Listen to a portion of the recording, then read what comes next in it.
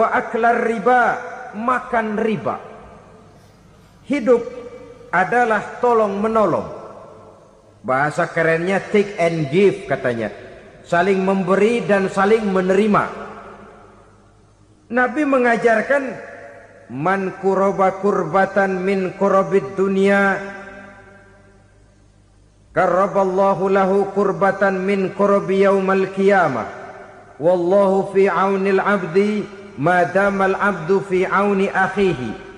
Siapa yang meringankan beban dari beban-beban yang derita seseorang di dalam kehidupan dunia, Allah akan meringankan bebannya daripada beban-beban yang harus dipikulnya di hari kiamat nanti. Wallahu fi aunil abdi madamal abdu fi auni akhihi. Allah senantiasa akan menolong seorang hamba selama hamba itu masih mau menolong saudaranya. Allah selalu akan menolong seorang hamba selama hamba itu masih mau menolong saudaranya. Apabila kita sudah berpangku tangan terhadap kesulitan orang lain, biasanya pun pada saat kita mendapat kesulitan, kita akan sulit juga memperoleh pertolongan. Nah, riba alias renten, kedoknya adalah menolong orang, tapi sama juga bulu buntutnya dilepas, palanya dicekek. Menolong orang pada akhirnya menjadi beban bagi seseorang. Dan memang mencari orang-orang yang berada dalam posisi kesulitan. Biasanya di daerah-daerah di mana musim paceklik jadi lapangan kerja sulit, sedangkan urusan perut tidak bisa ditunda, akhirnya orang terjebak ke dalam rentenir, ke dalam riba, ke dalam renten.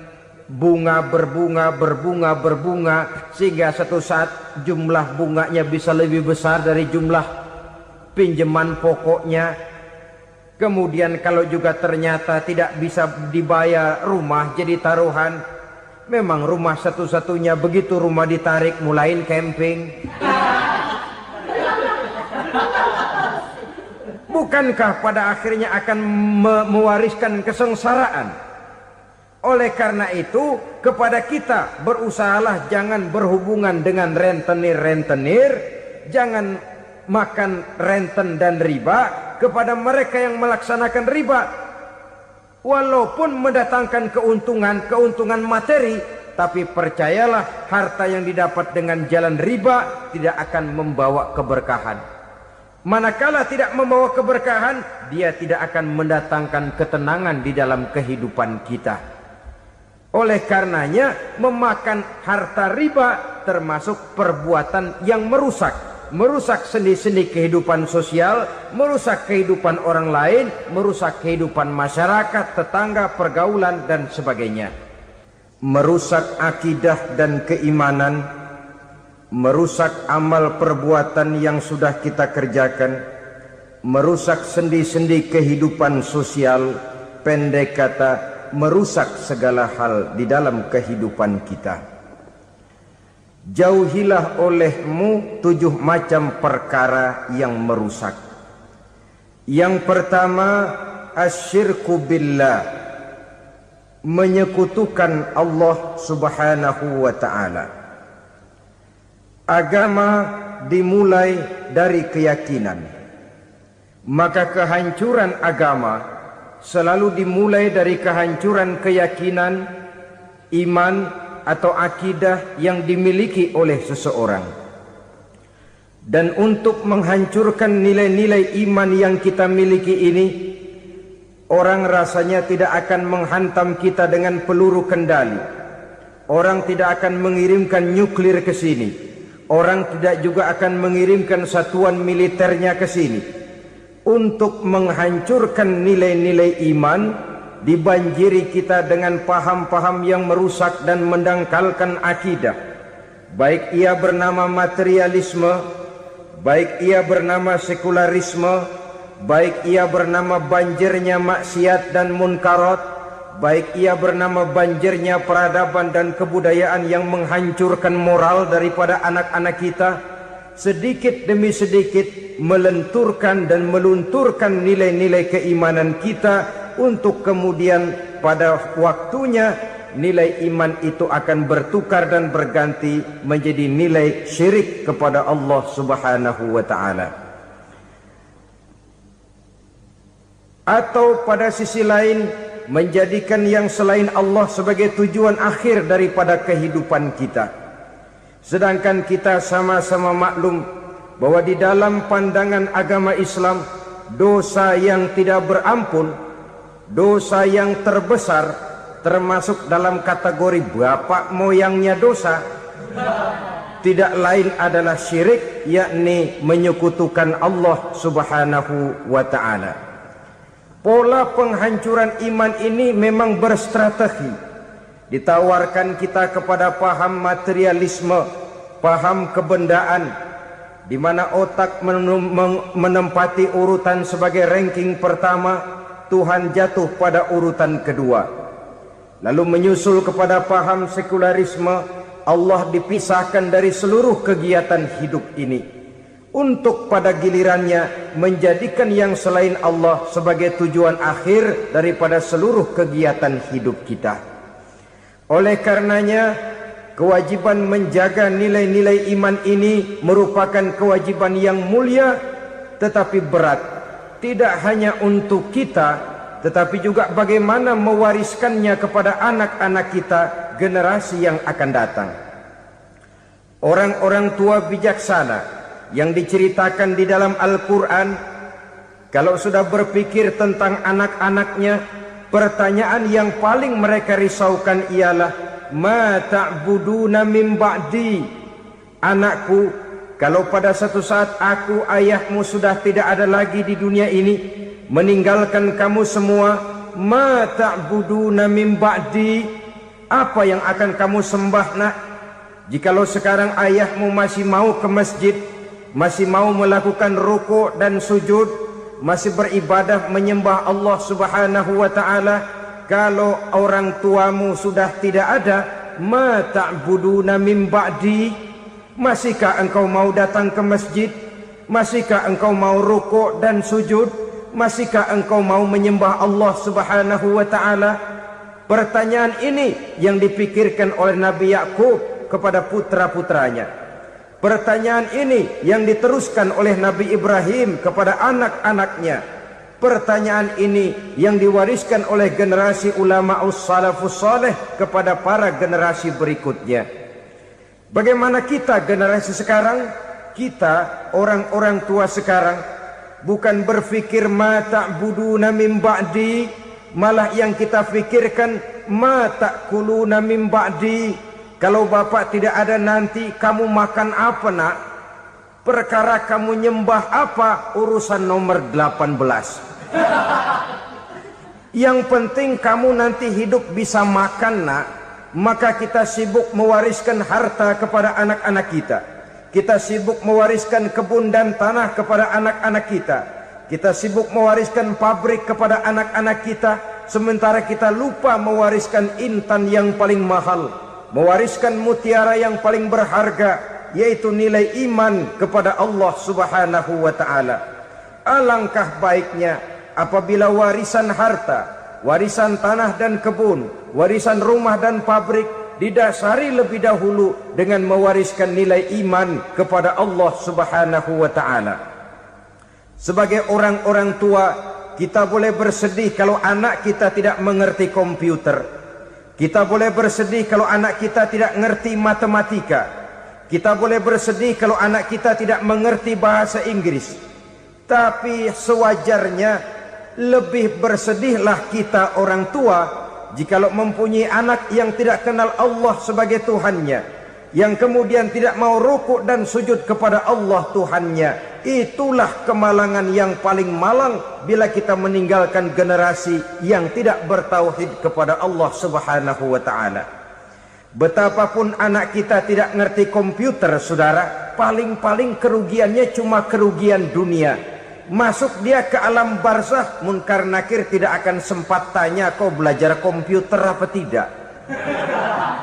Kumpul dia di padang mahsyar, malaikat juga tidak akan tanya matematikamu nilainya berapa.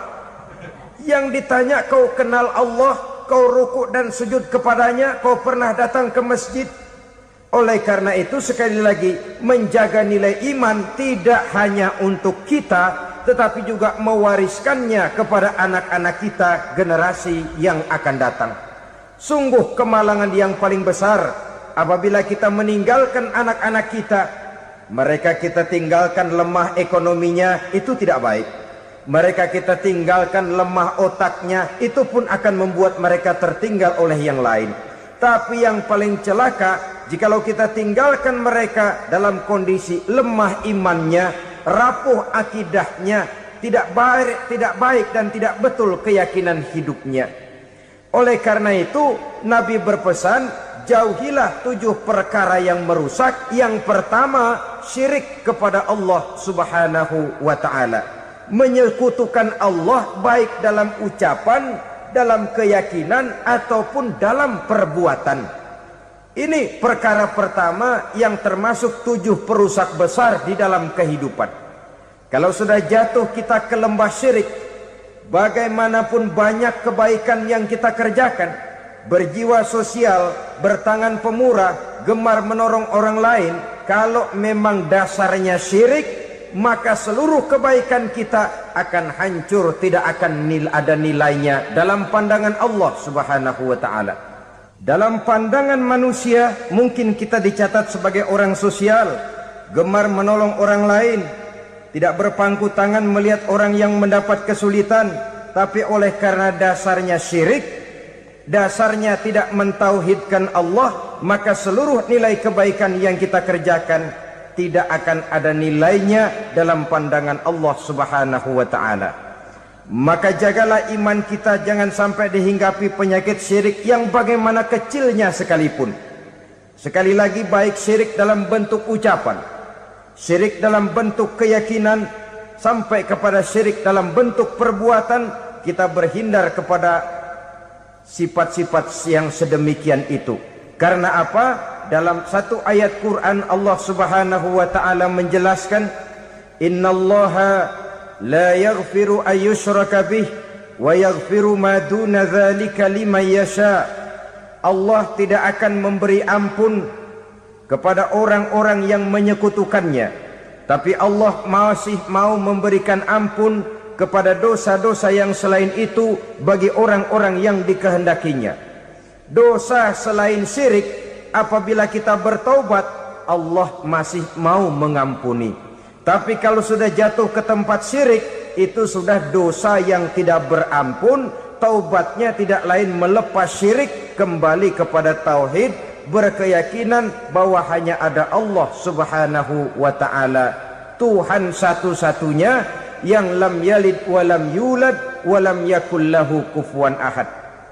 Tidak beranak, tidak pula diperanakkan, dan tidak satupun yang dapat menyerupai Tuhan Allah Subhanahu wa ta'ala. Saudara-saudara kaum muslimin rahimakumullah, bahwa kita di zaman sekarang memang tidak menyembah berhala, ya. Bahwa kita tidak berterang-terangan mengatakan Tuhan lebih dari satu, memang. Bahwa kita tidak berkeyakinan Tuhan itu punya anak atau diperanakkan, tentu. Tapi dalam perbuatan dan i'tiqad, kita kadang-kadang jatuh tanpa kita sadari ke tempat yang bernama syirik ini. Oleh karenanya, di zaman di mana teknologi makin canggih, di mana kemajuan pembangunan makin menjangkau berbagai aspek kehidupan, diperlukan keseimbangan antara kemajuan fisik material dengan kemajuan mental spiritual. Apabila tidak ada keseimbangan, yang terwujud tentulah kepincangan, yang diawali dengan pincangnya cara kita berpikir, sehingga pada akhirnya akan mengarah kepada pincangnya cara kita berbuat dan bertindak di dalam kehidupan kita. Oleh karena itu Nabi berpesan, jauhilah sifat syirik, karena syirik merupakan dosa yang teramat besar. Ini sifat merusak yang pertama. Yang kedua, kata Nabi, wasihra, jauhilah sihir.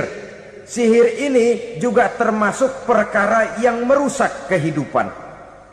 Kita semua sama-sama maklum bahwa sihir sebenarnya bukan persoalan baru. Sejak sebelum datang Islam, sihir itu sudah ada. Di zaman Yunani kuno, sihir ada. Di zaman Mesir kuno, di zaman Cina kuno, dan yang lain-lain yang serba kuno, sihir itu sudah ada. Bahkan para nabi pun, para rasul yang diutus oleh Allah Subhanahu wa ta'ala, senantiasa berhadapan dengan ahli-ahli sihir untuk menguji kebenaran dari misi yang mereka bawa. Sihir adalah perbuatan di luar kebiasaan yang bisa dikerjakan oleh ahlinya dengan bantuan jin atau setan. Hukum mempelajari sihir adalah haram, mengamalkannya lebih haram lagi. Sebab itu saudara-saudara, sihir merupakan perbuatan merusak yang harus kita jauhi. Ciri-ciri daripada perbuatan sihir, pertama, ia mengandung tipuan, bayangan khayal. Di zaman Nabi Musa misalnya, orang melihat tambang-tambang itu seperti ular. Nabi Musa melayangkan tongkatnya menjadi ular-ular besar yang memakan ular-ular kecil ciptaan tukang-tukang sihir Fir'aun tadi. Lalu sihir bisa terjadi dengan bantuan jin kafir atau setan. Kemudian ciri yang ketiga, sifatnya halus dan tersembunyi. Taruh kata ada seorang ahli sihir yang mempergunakan ayat-ayat Quran sebagai jompa-jampe, sebagai baca-bacaan, itu cuma sekedar kedok. Tujuannya tidak lain menjadikan agama sebagai ketok untuk membenarkan cara yang dimurkai oleh Allah Subhanahu wa ta'ala. Satu hadis yang diriwayatkan oleh Imam Bazar dan Tabrani, Nabi berpesan, "Laisa minna man tatayyara lahu au takahhana au tukuhhina lahu au sahira lahu." Tidak termasuk ke dalam golonganku, kata Nabi. Tidak termasuk umatku. Siapa mereka? Man tatayyara lahu, orang yang bertatoyur. Apa tatoyur itu? Dari kalimat toyaro, artinya terbang. Toir biasa diartikan dengan burung. Tatoyaro percaya kepada suara-suara burung. Man tatayyara lahu, mempercayai, meyakini dengan benar-benar kepada suara beburungan. Kan suka ada itu, nah bunyi burung tuh, maling liwat. Maling liwat. Burung bunyi, maling liwat. Itu termasuk tatayyara lahu, percaya kepada suara burung. Kan aneh kalau suara orang nggak dipercaya, suara burung malah dipercaya. Ada ustadz ceramah, kiai ngaji, nggak mau didengerin, burung dengerin bener. Nah, suaranya dari sebelah mana? Belah kulon. Nah, itu tandanya ano. Habis dihitung-hitung. Itu termasuk tatayyara lahu. Au takahana, atau bertenung, au tukuhina, atau minta ditenungkan, au sahirolahu, atau melakukan perbuatan sihir, atau minta disihirkan. Laisa minna, tidak termasuk ke dalam golonganku, kata Nabi. Sehingga dengan demikian saudara-saudara, menghadapi sihir dengan sihir sekalipun termasuk perbuatan yang tidak diajarkan oleh agama. Kita kan mempelajari sihir untuk jaga diri, tidak apa-apa. Yang dilarang mengamalkannya, dilarang juga mempelajarinya. Sebab orang kalau sudah mengetahui, biasanya lalu terangsang untuk mencoba. Kalau percobaannya berhasil, biasanya terangsang untuk coba lagi dan coba lagi. Pada akhirnya ketagihan, lalu beralih menjadi profesi, apalagi itu nanti bisa mendatangkan hasil uang. Saudara-saudara kaum muslimin rahimakumullah, kita manusia makhluk nyata, kita hidup di alam nyata, terikat oleh sunnatullah, causality. Oleh karenanya bagi kita keyakinan yang penuh, keikhlasan di dalam bertuhankan Allah, penyerahan diri sepenuhnya hanya kepadanya, itu sudah merupakan obat penangkal yang sangat ampuh agar kita tidak terkena penyakit-penyakit yang dibuat oleh setan dan para pembantunya.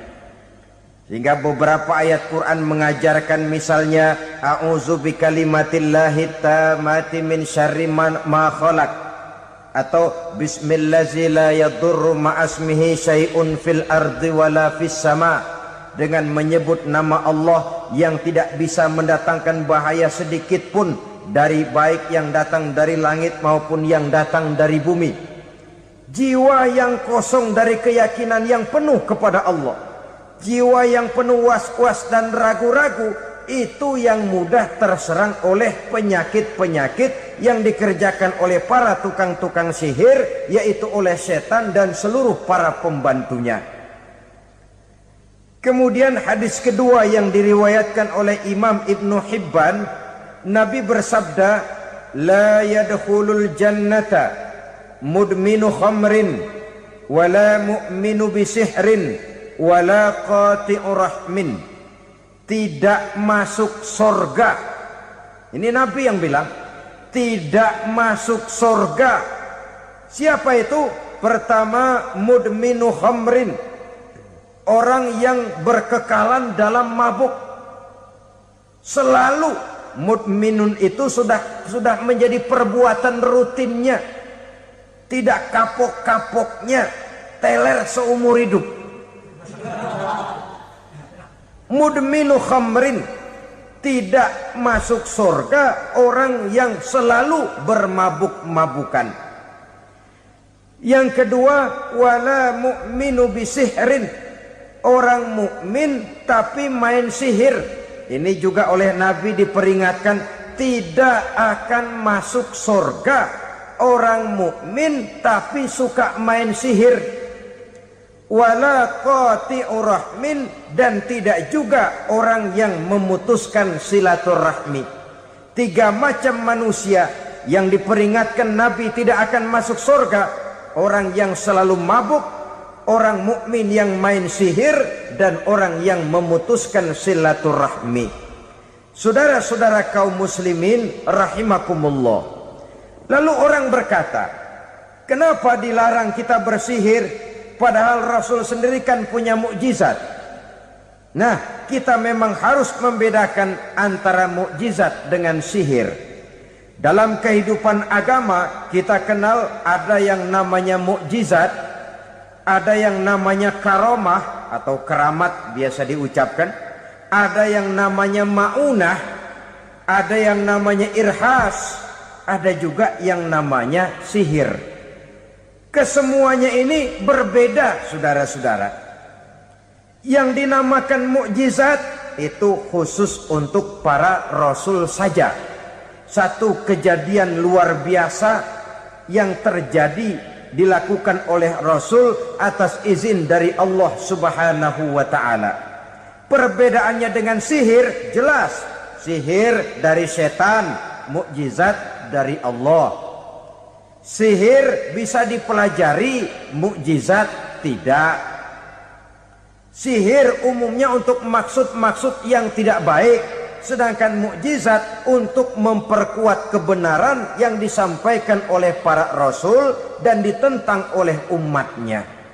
Bahkan kafir Quraisy dahulu menganggap orang-orang ahli sihir itu berada dalam satu posisi yang hina, sehingga mereka mengatakan dan menuduh Nabi Muhammad sebagai tukang sihir.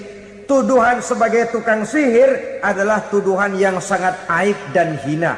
Di tengah masyarakat kufar jahiliyah, kedudukan tukang sihir dipandang sebagai kedudukan yang hina, sehingga mereka mengejek Nabi dengan sebutan tukang sihir. Jadi mukjizat hanya untuk Rasul saja. Kemudian karomah. Karomah ini asal kata dari karoma. kehormatan, kemuliaan yang diberikan Allah kepada hamba-hambanya yang rajin mendekatkan diri kepadanya. Oleh karena ketekunannya melaksanakan ibadah, Allah memberikan keistimewaan kepada orang itu yang dengan keistimewaannya dia bisa mengerjakan yang tidak bisa dikerjakan oleh orang lain. Karomah hanya bisa dicapai dengan prestasi ibadah. Kalau sihir mau ibadah apa enggak, asal dia belajar, bersatu dan berteman dengan setan, memenuhi persyaratan-persyaratan setan, biasanya lalu bisa. Sedangkan karomah tidak mungkin terwujud tanpa orang mendekatkan diri sedekat-dekatnya kepada Allah Subhanahu wa ta'ala. Maka kita lihat biasanya orang-orang yang punya ilmu sihir, mukanya rata-rata nggak enak dilihat. Kumuh, jauh dari air wudhu, jauh dari sujud kepada Allah, malah berteman dengan setan, menjadi pelayan-pelayannya setan. Saudara-saudara, adapun maunah, keistimewaan yang diberikan Allah kepada hamba-hambanya yang belum sampai kepada tingkat wali, tapi orang itu lebih banyak kebaikannya daripada kesalahannya. Umpamanya, saudara jalan bertiga di pinggir jalan, saudara ada pada posisi di tengah, lalu bertiga ini ketabrak mobil. Menurut perhitungan saudara mati lebih dahulu, tapi terjadi hal yang aneh, dua teman saudara mati, saudara malah cuma luka dan lecet sedikit saja. Apa itu? Kalau kita lebih banyak kebaikannya daripada kesalahannya, itu yang dinamakan maunah, pertolongan yang diberikan Allah kepada hamba-hambanya yang lebih banyak kebaikannya daripada kesalahannya. Sedangkan yang dinamakan irhas, kejadian luar biasa pada diri seseorang pada waktu dia masih kecil, yang menunjukkan tanda-tanda keistimewaannya. Itu umumnya pada para nabi pada usia kecilnya sudah ada irhas, tanda-tanda istimewa. Jelas baik mukjizat, karomah, maunah maupun irhas berbeda dengan sihir. Sihir ini jelas saja merupakan bantuan dan persekutuan antara manusia dengan setan. Padahal setan, kata Allah dalam Al-Quran, innahu lakum aduwwum mubin, sesungguhnya setan bagi kamu adalah musuh yang sangat jelas. Saudara-saudara kaum muslimin rahimakumullah, di zaman sekarang dalam menghadapi beban kehidupan yang makin pelik, menghadapi stres yang tidak kunjung selesai, menghadapi persoalan-persoalan yang teramat berat, orang sering mencari jalan keluar kepada hal-hal yang menurut pendapatnya bisa meringankan beban moralnya itu. Pergilah dia mencari sesuatu yang dapat meringankan bebannya. Dan tidak jarang yang jatuh ke pangkuan tukang-tukang tenung, ke pangkuan tukang-tukang sihir, yang mereka itu oleh Quran dijelaskan kazabal munajjimun walau sodaku. Tukang-tukang tenung, tukang-tukang sihir, mereka itu bohong walaupun benar. Maksudnya bohong walaupun benar, artinya kalau yang mereka kerjakan benar, itu sih kebenaran. Benar dengan kebenaran itu lain. Kebenaran, kebetulan bisa, tapi tidak untuk selalu. Apalagi kalau itu sudah membahayakan kehidupan orang lain. Jadi oleh karena itu Nabi berpesan, jauhilah daripada sihir. Kalau sudah jauhilah dari sihir, artinya ya jauhilah daripada mempelajarinya, jauhilah daripada bergaul dengan orang-orang yang ahli di bidang itu, karena dari pergaulan segalanya bisa menular. Baiklah saudara, ini yang kedua. Yang ketiga pesan Nabi, wa qatlan nafsil lati harramallahu illa bil haq, membunuh orang lain dengan cara yang tidak benar, membunuh orang yang diharamkan oleh Allah Subhanahu wa taala untuk melakukannya kecuali dengan alasan yang benar. Kita tahu Islam adalah agama damai. Sesuai dengan namanya, ia tidak dikembangkan dengan pedang dan kekerasan. Ia dikembangkan dengan keteladanan dan tuntunan moral. Oleh karena Islam bukan agama kekerasan, Islam pun tidak mementingkan dan mengajarkan kekerasan kecuali dengan alasan yang benar dan bisa dipertanggungjawabkan. Membunuh dengan sengaja, menghilangkan nyawa orang lain tanpa alasan yang bisa dibenarkan adalah merupakan dosa besar dan satu di antara 7 perkara yang bisa mendatangkan kerusakan dalam kehidupan dan yang hendaknya harus kita jauhi. Saudara-saudara kaum muslimin rahimakumullah, beberapa waktu yang lalu di sebuah kota kecil yang indah bernama New Auckland.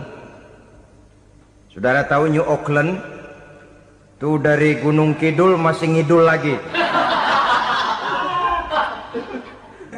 Pernah diadakan satu seminar yang membicarakan bagaimana menyelamatkan masyarakat manusia dari bahaya Perang Dunia Ketiga. Diperkirakan kalau terjadi Perang Dunia Ketiga, manusia tidak akan tersisa. Sebab apa? Pada waktu itu, cadangan nuklir yang dimiliki oleh bersama Amerika dan Rusia konon sudah sanggup memusnahkan 6 miliar manusia pada saat jumlah manusia baru 5 miliar. Jadi kelebihan nuklir dunia ini. Kalau terjadi Perang Dunia Ketiga, sulit manusia untuk tersisa. Maka dibahaslah di dalam seminar itu, wah, supaya tidak terjadi Perang Dunia Ketiga, maka perlombaan membuat senjata-senjata canggih, alat-alat pembunuh modern harus segera dibatasi. Dibahas, tidak mungkin kita membatasi perlombaan membuat senjata. Kenapa?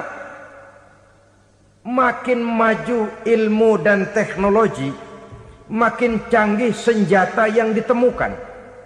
Atom sudah meningkat menjadi nuklir, nuklir sudah meningkat menjadi neutron, dan kita tahu bom yang bernama neutron ini bom yang cukup membunuh tanpa perlu merusak. Artinya kalau dia diledakkan di kota kita ini, bangunan utuh, jembatan tidak ambruk, rumah-rumah tetap berdiri, tapi semua yang bernama hidup mati. Itu katanya lebih sopan dari bom atom. Sebab kalau si atom ini sudah membunuh, merusak pula. Neutron cukup membunuh saja tanpa perlu merusak. Jadi majunya senjata-senjata teknologi sebagai akibat yang logis dari kemajuan ilmu pengetahuan ini tidak bisa kita batasi. Dan memang sebenarnya yang bahaya bukan senjatanya, tapi manusia yang mengendalikan senjata itu. Mereka kembali kepada prinsip the man behind the gun. Bukan senjatanya yang bahaya, tapi manusia yang mengendalikan senjata itu yang bahaya. Walaupun senjatanya modern, katakanlah model M16 umpamanya, kalau yang mengendalikannya orang beriman, insya Allah aman. Tapi biar megang cuma senapan angin, kalau yang megang orang brutal, ngeri kita deket-deket. Apalagi kalau memang bukan ahlinya menggunakan senjata, bisa ngeker kaki kena jidat.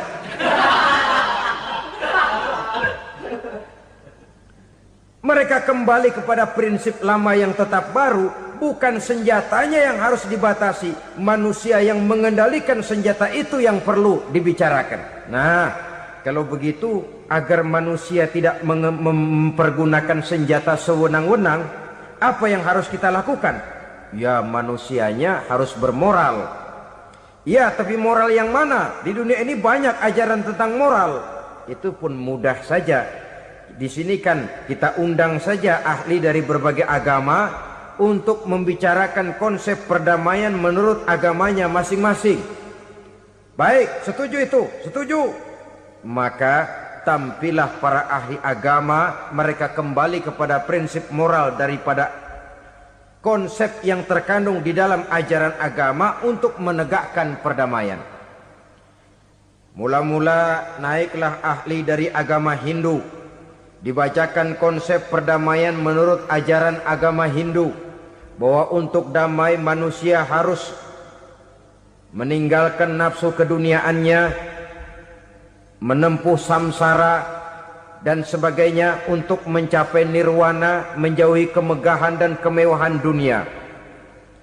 Ini lalu dibahas, rasanya juga tidak mungkin ini. Kemudian dari agama Nasrani, bahwa untuk damai manusia harus menciptakan sifat kasih sayang. Kalau ditampar pipi kiri, berikan pipi yang kanan. Kalau diberikan selendang, berikan baju. Nanti orang kasihan, lalu dia tidak akan nampar lagi. Ketika ini dibahas, ternyata rasanya pun tidak mungkin bisa diterima. Karena apa? Di zaman sekarang orang ditampar pipi kiri, dikasih pipi kanan, bukan kasihan, gemes.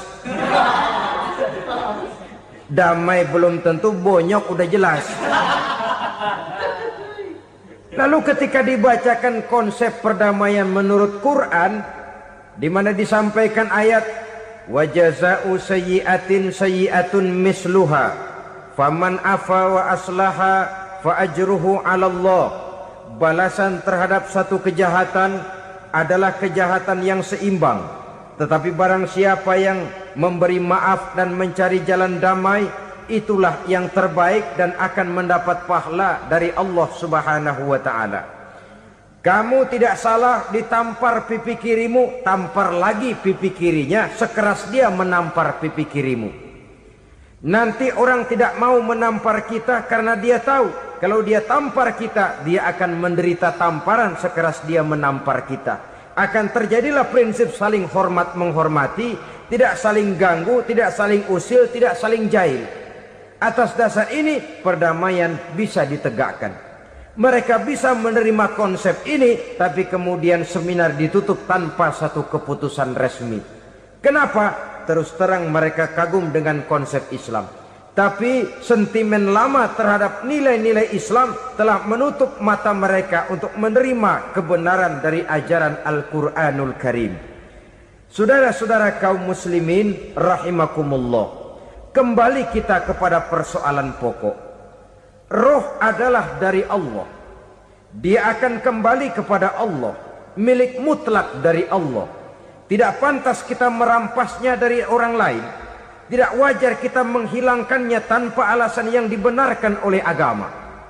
Di zaman sekarang, akibat persaingan hidup yang makin tajam, lapangan kerja yang makin sulit, tensi ekonomi yang makin tinggi, atau karena nilai moral yang makin rendah, atau juga karena rapuhnya pegangan orang kepada agama, nyawa rasanya sudah sedemikian murahnya. Berbagai kasus membuat berdiri bulu roma kita. Ada mayit, ada manusia dipotong 6, dicincang macam kambing. Ada yang dipotong 5, ada yang dipotong 13, dikardusin, dibuang ke tempat sampah. Inna lillahi wa inna ilaihi raji'un. Gejala apa ini? Kanibalisme. Manusia sudah demikian sadisnya, manusia sudah sedemikian buasnya, sehingga sesama manusia diperlakukan seperti hewan. Padahal hewan sendiri belum pernah macan makan macan, bagaimanapun buasnya macan. Belum pernah serigala memakan serigala, bagaimanapun brutalnya serigala. Tetapi manusia makan manusia di zaman sekarang kadang jadi kenyataan dalam kehidupan kita. Kadang persoalannya remeh saja. Soal uang 200 perak, pisau bicara, nyawa melayang. Soal rokok sebatang, celurit bicara, nyawa melayang. Soal-soal yang sama sekali tidak prinsip, begitu mudah kita menghilangkan nyawa orang lain. Padahal Nabi pernah memperingatkan, apabila dua orang muslim sudah berkelahi dan berbunuh-bunuhan, al-qatil wal maqtul finnar, yang membunuh dan yang terbunuh dua-duanya neraka. Sahabat heran, ya Rasul, kalau yang terbunuh, kalau yang membunuh masuk neraka itu sih wajar, tapi yang terbunuh kenapa neraka juga? Beliau menjawab, dua-duanya sudah punya niat untuk saling membunuh. Niatnya itu yang diponten. Yang terbunuh cuman lagi apes aja, keduluan dia. Umpama tidak terbunuh, pasti dia yang akan membunuh. Oleh karenanya al-qatil wal maktul, yang membunuh dan yang dibunuh finnar, dua-duanya masuk ke dalam neraka. Islam menghormati kehidupan, tidak hanya terbatas kepada sesama muslim, orang-orang yang berlainan agama pun yang mau hidup berukun, damai, berdampingan dengan umat Islam, jiwa mereka, darah mereka dilindungi oleh nilai-nilai Islam yang disebut dengan kafir zimmi ini. Mengganggu mereka sama saja dengan mengganggu aku, kata Nabi. Jadi oleh karena itu, sayangilah sesama. Kehidupan adalah anugerah Allah, bukan wewenang kita untuk mencabutnya dari orang lain, bukan wewenang kita untuk merampas dan menghilangkannya dari orang lain. Apa yang tidak enak terjadi pada diri kita, begitu pula lah apabila terjadi pada diri orang lain.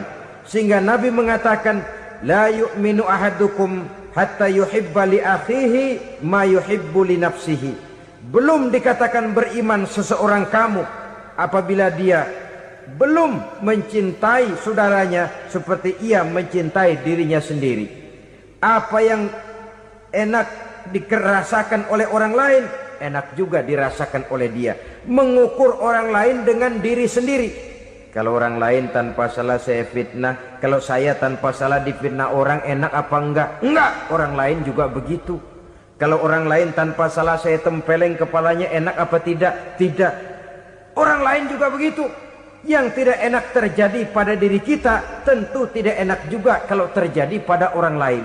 Mengukur orang lain dengan diri sendiri, sehingga tidak timbul sifat egois, tidak menari di atas bangkai orang lain, tidak mendirikan kebahagiaan di atas untayan air mata orang lain.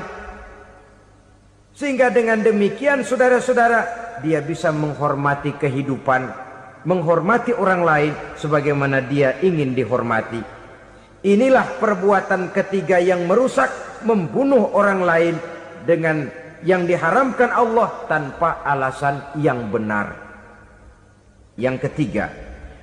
Kemudian yang keempat, perbuatan merusak wa aklar riba, makan riba.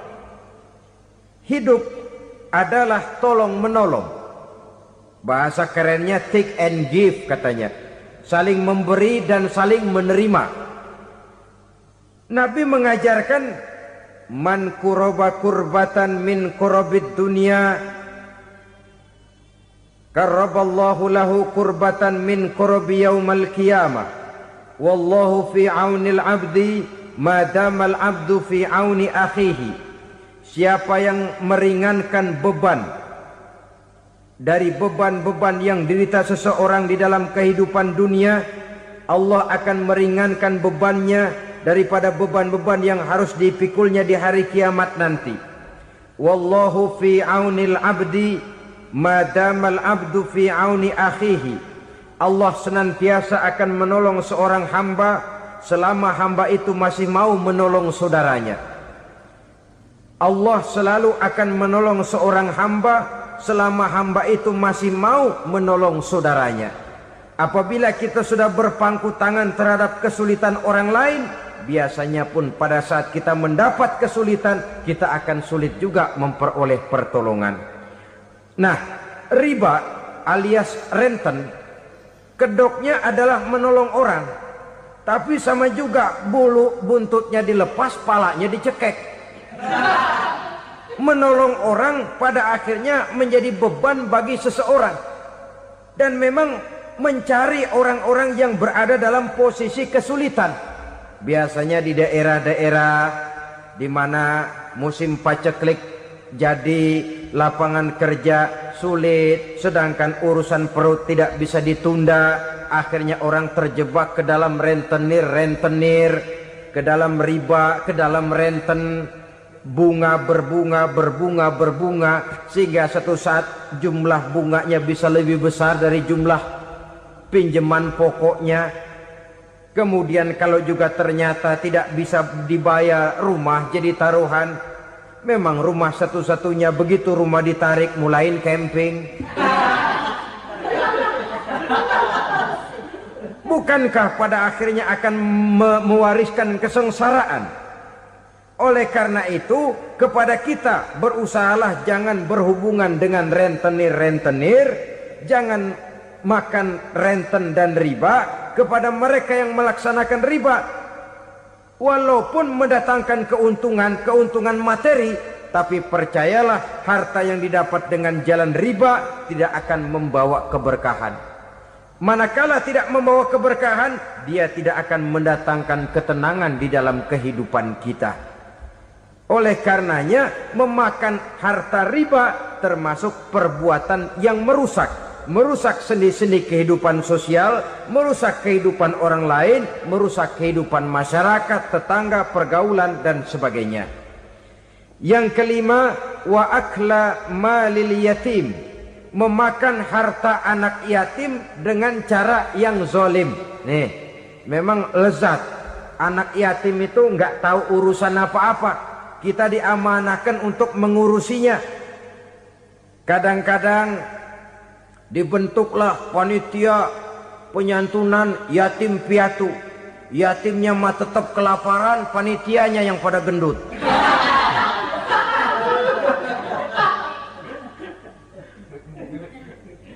Padahal memakan harta anak yatim termasuk perbuatan dosa besar.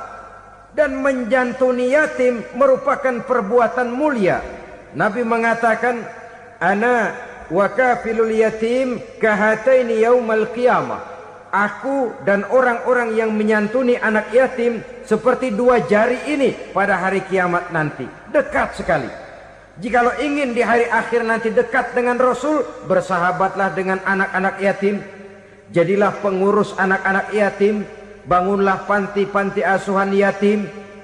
Pada saat bapak ibunya meninggal, kitalah yang menjadi orang tuanya. Bahkan sedemikian besar perhatian Islam terhadap anak-anak yatim ini, sehingga Quran memberikan peringatan, ara'aital ladzi yukadzibu bid-din fadzalikal ladzi yad'ul yatim wa la yahuddu ala ta'amil miskin. Tahukah kamu siapa orang yang mendustakan agama, beragama tapi dianggap dusta, salatnya dusta, puasanya dusta karena agamanya sudah berdusta. Siapa mereka? Fadzalikal ladzi yad'ul yatim, orang yang menyia-nyiakan anak yatim. Wala yahuddu ala ta'amil miskin, dan tidak pernah memberi makan kepada orang-orang yang menderita kemiskinan.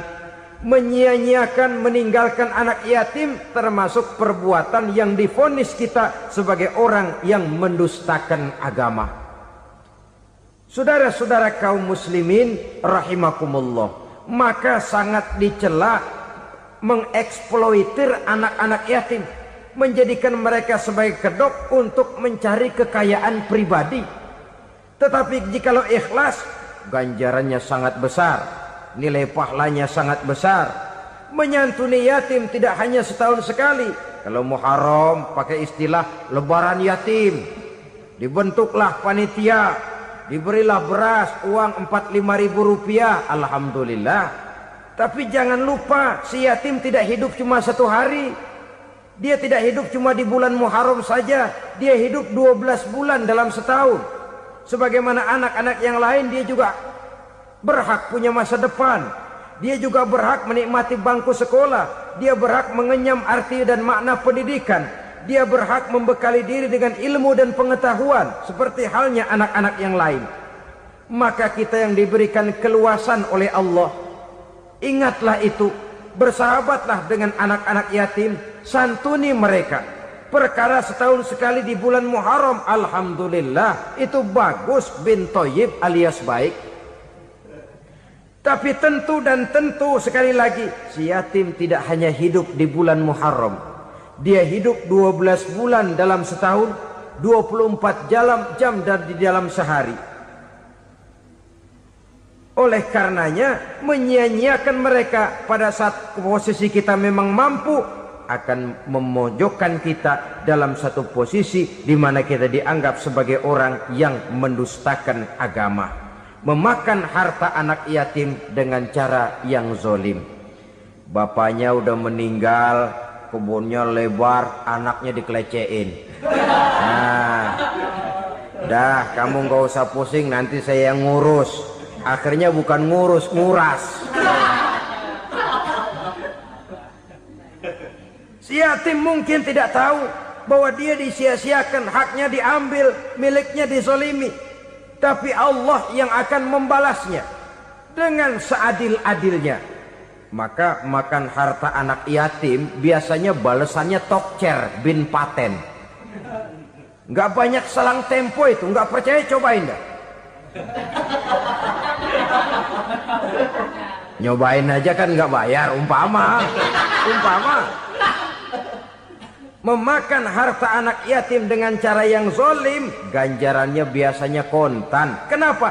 Ratapan si miskin, untayan air matanya, jeritan kepedihan hatinya, membuka pintu langit, permohonannya diijabah, getaran hatinya didengarkan oleh Allah, maka balasannya biasanya kontan, spontan, tidak menunggu waktu terlalu lama. Itu di dunia, belum lagi di akhirat nanti. Bukankah dalam riwayat Mi'raj diceritakan Nabi melihat di neraka itu orang perutnya sebesar rumah. La haula wala quwata. Itu perut kayak rumah, bagaimana jalannya tuh orang? Dan memang gak jalan, diseret-seret oleh malaikat di neraka itu. Hancur perutnya, amburadul itu perut. Berantakan isinya, dibulatkan lagi, diseret lagi, hancur lagi, dibulatkan lagi. Sampai Nabi tanya, orang itu begitu berat siksanya kenapa ya Jibril? Itu Muhammad, waktu di dunia dulu rakus banget makan harta anak yatim. Begitu vonisnya, begitu menyedihkan nasibnya di akhirat. Tapi di dunia pun ketidakberkahan itu sudah membayangi kehidupannya. Oleh karena itu, kepada saudara-saudara yang mendapat titipan anak yatim, berbahagialah, karena semulia-mulia rumah adalah rumah yang di dalamnya ada anak yatim yang disantuni. Sehina-hina rumah adalah rumah di mana di dalamnya ada anak yatim yang disia-siakan. Begitu kata Nabi kita. Rumah yang paling mulia dalam pandangan Allah, rumah yang di dalamnya ada anak yatim yang disantuni. Rumah yang paling hina dalam pandangan Allah, rumah yang di dalamnya ada anak yatim yang nasibnya disia-siakan. Berbahagialah saudara apabila menjadi penyantun anak-anak yatim, pelindung mereka, sehingga mereka mempunyai masa depan sebagaimana anak-anak lainnya. Rasulullah sendiri sedemikian peka terhadap keadaan anak-anak yatim karena beliau sendiri memang mengalami. Umur 6 bulan dalam kandungan ibu, beliau sudah ditinggalkan oleh ayahnya. Pada saat berusia 6 tahun, ibu sudah meninggal. Yatim piatu dalam usia di mana beliau sedang perlu belas kasih seorang ibu dan pengertian seorang bapa. Kepekaan itu lalu timbul, bahkan kemudian sampai kepada beliau berkata, aku dan orang yang menyantuni anak yatim seperti jari tengah dan jari telunjuk di hari akhirat nanti. Sedemikian dekatnya. Baiklah ya, jadi yang kelima, memakan harta anak yatim. Jauhi karena ini perbuatan yang merusak. Yang keenam, watawalli yaumaz zahfi. Melarikan diri pada hari pertempuran. Apa ini? Khianat. Tidak konsekuen dengan konsep perjuangan. Pada mulanya keras benar teriak, berantas korupsi, ganyang korupsi. Cuma karena belum dapat giliran. Begitu dia naik dapat kesempatan, korupsinya lebih edan dari yang diteriakinya. Ini termasuk tawalli yaumaz zahfi. berpaling pada hari peperangan. Di saat menghadapi musuh, kalau belum kelihatan musuh, teriaknya nyaring bener, jangan takut demi kebenaran sampai titik darah yang paling penghabisan. Musuh belum kelihatan. Begitu musuh sudah kelihatan, paling dulu lari ke belakang. Kalau diajak berjuang ada saja alasannya. Sehingga Quran memberikan peringatan kepada kita semua. Mengapa kamu ini berat? Kalau sudah diajak berjuang di jalan Allah, kakimu seperti terhunjam berakar di perut bumi. Berat untuk melangkah berjuang. Lari dari pertempuran tidak konsekuen dengan konsepsi perjuangan. Mau enaknya saja dalam kondisi yang sulit lalu berpangku tangan. Ini termasuk ciri munafik yang di dalam Al-Quran disindir dengan bahasa kullama adha'a lahum masyaufi wa iza azlama alaihim qamu. Waktu terang mereka jalan, giliran gelap mereka mandek. Artinya, maksudnya, kalau giliran ada untungnya aja, rame-rame teriak Islam. Tapi begitu diminta berjuang, dituntut berkorban, rame-rame mundur. Waktu dilihat di Islam ada untungnya, rame-rame teriak Islam. Pak, saya Islam banget, Pak. KTP saya Islam, Pak. Pokoknya Islam banget dah. Tapi ketika diminta berjuang, dituntut sedikit berkorban, rame-rame mengundurkan diri. Tahun 65 PKI berontak. Waduh, waktu itu jadi orang Islam untung itu. Nggak dikejar-kejar, aman. Masjid rame, mobil-mobil mewah parkir di depan musola dan masjid. Kenapa? Waktu itu asal udah ke masjid aman. Islam selamat, untung. Tapi begitu keadaan aman, yang parkir di musola sepeda butut melulu.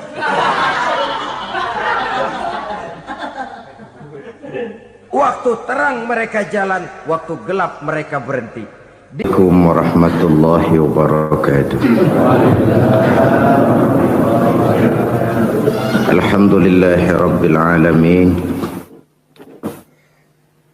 Wa bihi nasta'inu ala umurid dunya waddin. Salatu wassalamu ala ashrafil anbiya wal mursalin Sayyidina wa maulana Muhammadin wa ala alihi wa sahbihi ajma'in, amma ba'du. Pada pertemuan kali ini secara khusus kita akan membicarakan tentang puasa ini. Kita akan mulai dari yang pertama, puasa sunnah. Sebagaimana yang kita maklum, sunnah adalah satu perbuatan yang apabila kita kerjakan berpahala, tapi apabila kita tinggalkan tidak merupakan dosa. Hanya saja ia merupakan barometer dan ukuran daripada orang-orang yang cinta kepada sunnah itu sendiri. Ada banyak jenis puasa-puasa sunnah ini. Yang pertama, puasa sunnah di bulan Muharram. Rasulullah sallallahu alaihi wasallam bersabda, afdalus siyami ba'da Ramadan syahrullahil Muharram wa afdalus salati ba'dal fariḍah salatul lail. Diriwayatkan oleh Muslim dari Abi Hurairah. Puasa yang paling utama sesudah puasa Ramadan tidak lain adalah puasa di bulan Muharram. Dan solat yang paling afdol sesudah solat yang wajib adalah solat pada sepertiga malam yang akhir. Puasa di bulan Muharram merupakan puasa sunnah dan mempunyai nilai yang sangat besar dalam pandangan Allah Subhanahu wa ta'ala. Buat mereka yang mampu melaksanakan puasa sunnah di bulan Muharram ini, boleh melaksanakannya selama 10 hari. Hari yang pertama boleh juga 3 hari saja, atau setidak-tidaknya 1 hari daripada bulan Muharram. Yang kedua, puasa 10 hari daripada bulan Zulhijjah. Karena bulan Zulhijjah ini memang termasuk bulan yang dimuliakan oleh Allah Subhanahu wa taala. Pertama, di sana ada hari Tarwiyah, ada hari Arafah, ada hari kurban, ada talbiyah, ada pelaksanaan haji dengan segala manasiknya. Maka puasa sunnah di bulan Zulhijjah merupakan amalan yang sangat utama dan besar pahalanya dalam pandangan Allah Azza wa Jalla. Sebagian ulama menjelaskan, man shoma hazihil ayyam akramahullahu bi asyri asya'in. Siapa orang yang melaksanakan ibadah puasa sunnah pada hari-hari 10 di bulan Zulhijjah ini, Allah Subhanahu wa taala akan memuliakannya dengan 10 macam perkara. Saudara, ini keuntungannya. Yang pertama, orang yang puasa di hari-hari 10 bulan Zulhijjah diberikan al-barakah fi umrihi, diberikan keberkahan pada umurnya.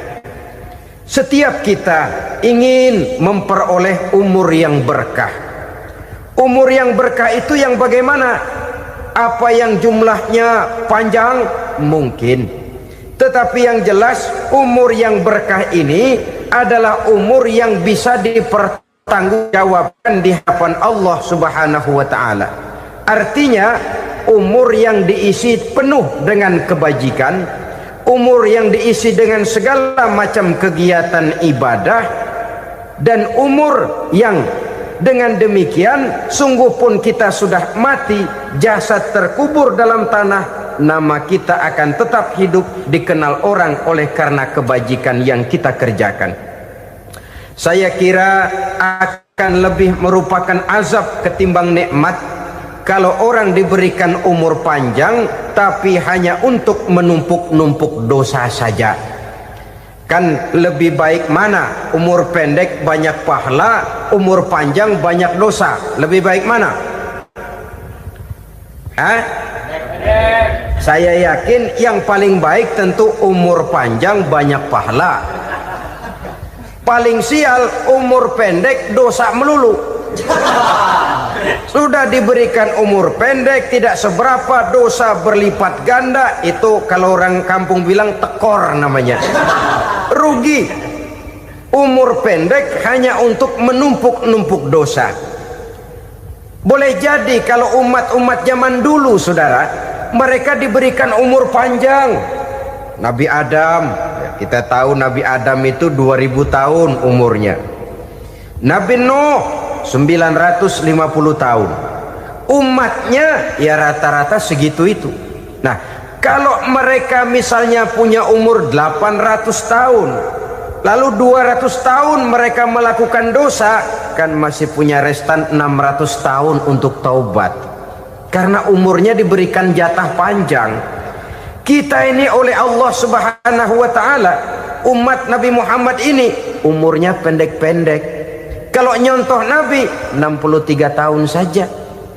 Kalau diberikan 70 tahun umur kita sekarang, itu sudah dapat jatah lebih 7 tahun. Alhamdulillah bahwa Allah memberikan saat-saat, waktu-waktu, tempat-tempat yang punya nilai istimewa, sehingga umur yang pendek ini bisa bernilai panjang, nilai ibadahnya bisa bernilai pahala seperti umat yang berumur panjang dahulu itu. Karena itu manfaatkan umur dengan baik, dan salah satu keberkahan daripada umur akan datang dengan melaksanakan ibadah puasa sunnah. Ini yang pertama. Yang kedua, az-ziyadatu fi malihi, berikan tambahan hartanya, menjadi orang kaya. Kaya apa? Kaya hati setidak-tidaknya. Karena dengan tekun dan rajin melaksanakan ibadah puasa, yang segera tertanam dalam jiwa seseorang merasakan cukup di dalam kehidupan. Itulah dia orang yang paling kaya, orang yang hidupnya paling cukup. Kalau orang sudah merasa cukup dalam hidupnya, maka itulah dia orang yang kaya. Saudara-saudara kaum muslimin rahimakumullah, puasa sunnah memberikan tambahan harta, usahanya berkembang, dengan demikian membawa keberkahan, hartanya makin bertambah, akan menunjang ibadahnya kepada Allah, lebih memantapkan dan membawa ketenangan dalam hidupnya. Itu termasuk berkahnya melaksanakan puasa sunnah itu. Yang ketiga, al-hifzu fi iyalihi, diberikan penjagaan, perlindungan terhadap keluarganya, anaknya sehat, sanak famili dan handai tolannya terjaga dan terpelihara dari segala malapetaka, dari segala mara bahaya, kesehatannya terjamin dan terpelihara. Itu sudah merupakan modal yang sangat besar di dalam kita mengarungi kehidupan. Sebab rasanya sulit untuk bahagia, duit kita banyak sekali, usaha kita selalu mendatangkan untung yang berlipat ganda, tapi sebentar-sebentar anak kita sakit, yang ampek, yang korengan, yang kena musibah, ndak tak karu-karuan sakit, berobat sampai jutaan rupiah. Itu kan sudah tidak membawa kebahagiaan.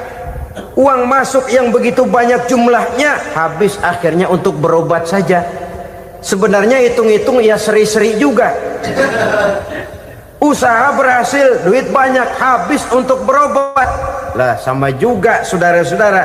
Jadi dengan demikian, biar duit kita banyak, asal keluarga pada sehat saja, udah enak bener itu. Duit banyak, ekonomi cukup, keluarga sehat, nikmat rasanya menjalani kehidupan ini. Yang kiamat sudah duit kagak barang seperak, keluarga ampek semua. Kiamat sudah. Saudara hadirin yang saya hormati, jadi yang ketiga, Allah memberikan pemeliharaan terhadap keluarganya. Satu kali orang dipelihara Allah, tidak satu kekuatan pun yang bisa mencelakakan. Satu kali orang disengsarakan Allah, tidak satu tenaga pun yang mampu menyelamatkannya. Itulah sebabnya perlindungan Allah, pemeliharaan Allah terhadap diri dan keluarga sangat kita perlukan di dalam kehidupan ini. Dengan melaksanakan ibadah puasa, kita mendekatkan diri kepada Allah. Dengan dekat kepada Allah, maka Allah pun dekat kepada kita. Sehingga dalam hadis qudsi dikatakan, ta'arraf ilallahi firraha ya'rifka fi syiddah. Ingatlah kepada Allah di waktu kamu senang, agar Allah ingat kepada kamu di waktu kamu susah. Yang kita laksanakan kadang-kadang sebaliknya. Waktu susah kita ingat Allah, waktu senang kita lupa Allah. Akhirnya nanti pada waktu kita melarat, kebelangsak, susah dan sebagainya, pertolongan tidak akan datang kepada kita. Benar, ta'arraf ilallah firraha ya'rifka fi syiddah. Ingatlah kepada Allah di waktu kamu susah, ingatlah kepada Allah di waktu kamu senang, agar Allah ingat kepadamu di waktu kamu mendapat kesusahan. Umumnya watak manusia memang kalau sudah dapat susah, ingat kepada Allah. Waktu duduk, waktu berbaring, sambil tidur, dalam segala keadaan Allah disebutnya, Allah dimintakan pertolongannya. Tapi dikala dia berada pada posisi di atas angin, merasa senang, bahagia, Allah terlupakan. Saudara-saudara kaum muslimin, itu yang ketiga. Yang keempat, at-takfiru li sayyiatihi. Orang yang melaksanakan puasa sunnah itu diampuni segala dosa dan kesalahan yang telah dilakukannya. Dan yang kelima, at-tad'ifu li hasanatihi, diberikan balasan yang berlipat ganda dari segala kebaikan yang dikerjakannya. Satu berbalas 7, 7 bisa berbalas 10, 10 masih berbalas 100, masih ditambah dengan wallahu yudha'ifu liman yasha. Allah melipat gandakan pahala orang-orang yang dikehendakinya. Maka carilah satu kebaikan yang apabila kita kerjakan, dosa akan dihapus dan nilai pahalanya menjadi berlipat ganda. Satu kali kita bekerja, 2-3 pulau bisa kita raih dan kita jangkau. Yang keenam, orang yang melaksanakan puasa sunnah di bulan Zulhijjah at-tashil li sakarati mautihi, diberikan kemudahan pada saat menghadapi sakaratul maut. Maut a mysterious problem. Dia adalah pintu yang setiap orang pasti akan memasukinya. Bahwa mati adalah mati, itu semua kita tahu. Tapi hakikat orang pada saat menghadapi mati itu kan berbeda-beda. Ada yang matinya itu gampang sekali, persis orang tidur saja, tidak nampak gelisah, tidak bikin susah yang hidup, tidak gelimpangan di tempat tidur, persis seperti orang mau tidur saja. Ada yang sulit sekali menghadapi sakaratul maut, gelimpangan di tempat tidur, bikin bingung orang yang nunggu, kadang-kadang seperti kerbau digorok lehernya. Saudara-saudara, sulit menghadapi sakaratul maut.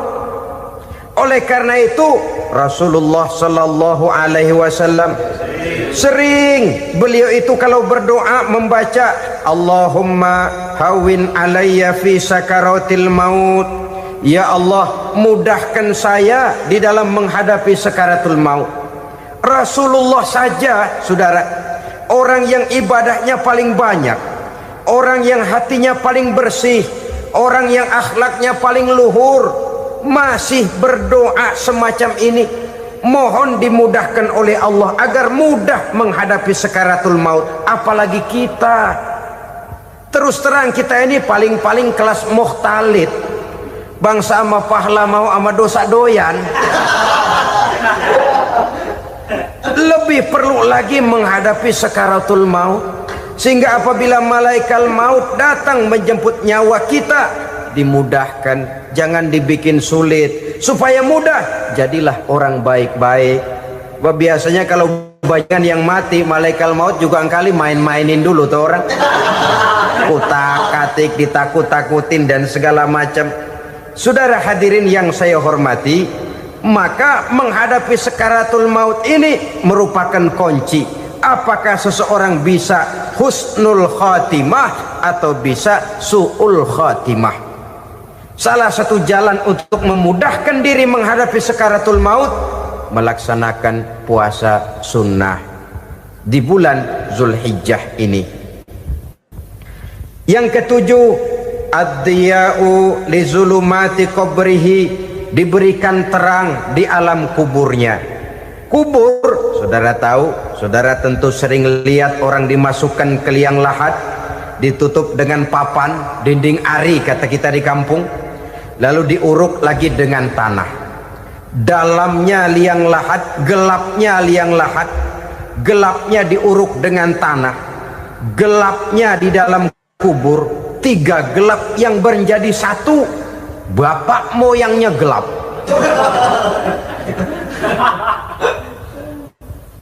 Puasa sunnah ini merupakan terang di alam kubur kita nanti. Yang kedelapan, at-tasqil limizanihi, diberikan keringanan pada timbangan di hari akhirat nanti.